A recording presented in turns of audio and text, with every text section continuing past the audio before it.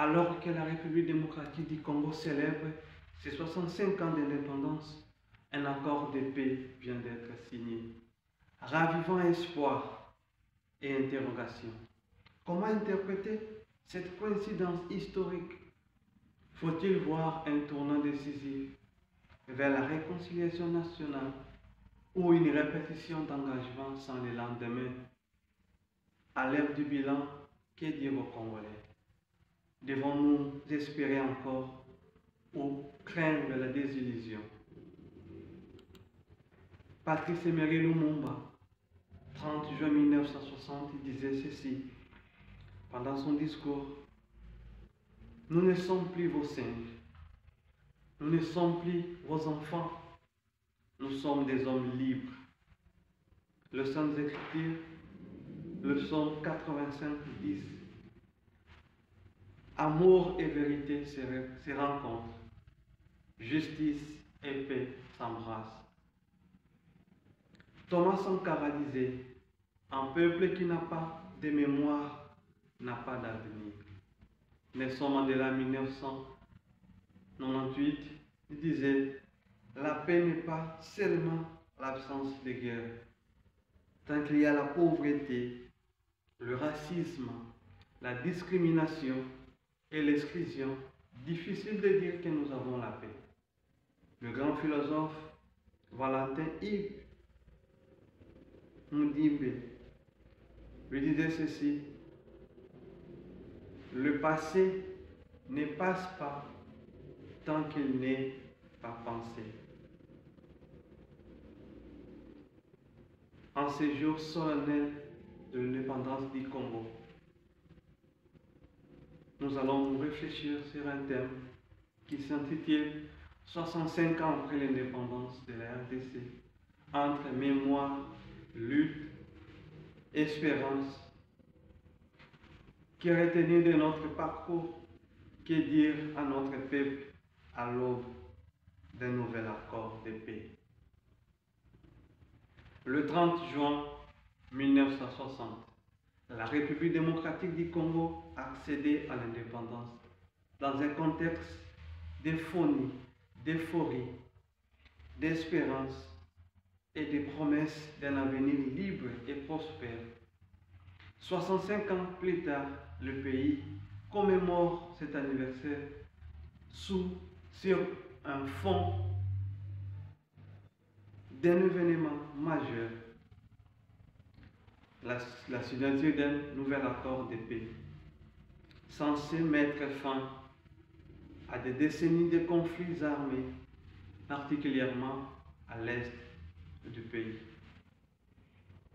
Ces moments de mémoire et de transition soulèvent une double interrogation: que retenir de notre histoire commune, jalonnée de luttes, de souffrances, mais aussi de résistance?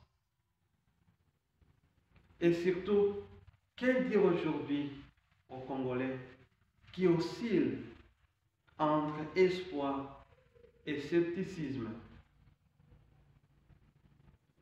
Cette réflexion se propose de revisiter les parcours de la République démocratique du Congo depuis 1960, d'analyser les portées de nouveaux accords de paix et de sonder les perspectives d'un avenir fondé sur la réconciliation, la justice et la solidarité nationale.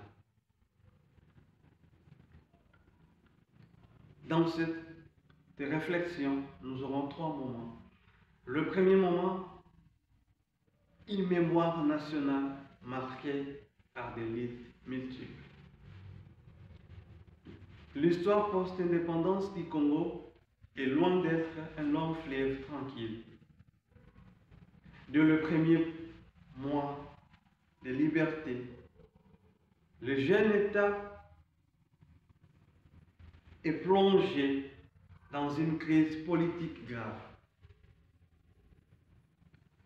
L'assassinat de Patrice Emery Lumumba, la sécession du Katanga, la montée de la dictature sous Mobutu, suivi par les deux guerres du Congo de 1996 à 1997, de 1998 à 2003. Les ingérences étrangères et les conflits armés à répétition dans l'Est. Ces événements ont profondément marqué la conscience nationale, zappé la confiance du peuple envers ses dirigeants et plongé des millions de familles dans la pauvreté, l'exil ou le deuil. Pourtant, à travers ces preuves, le peuple congolais a démontré une incroyable résilience. Des voix se sont levées pour dénoncer l'injustice et défendre la dignité humaine et réclamer la paix. Cette mémoire collective, faite de douleur et d'espoir, doit être assumée pour nourrir une conscience historique lucide. Deuxième moment, un nouvel accord de paix, opportunité réelle ou illusion de plus. La signature récente d'un accord de paix à Washington, à la veille du 65e anniversaire de l'indépendance, suscite à la fois de l'espoir et du scepticisme.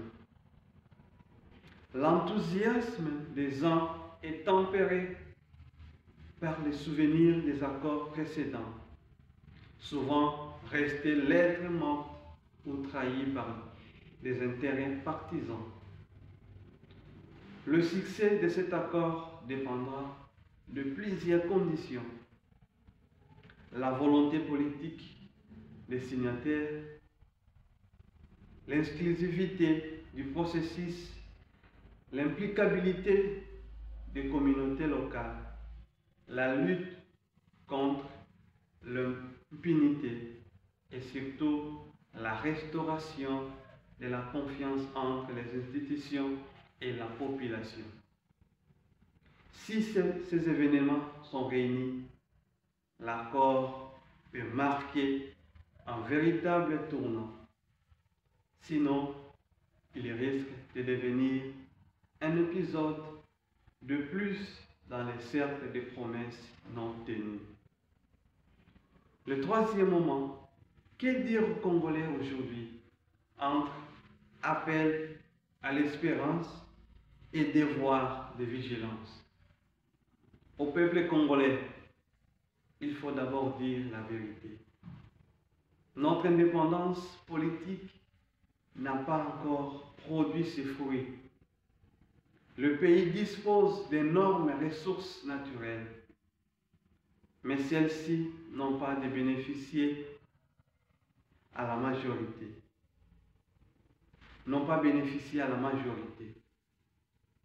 Les inégalités, la corruption, le tribalisme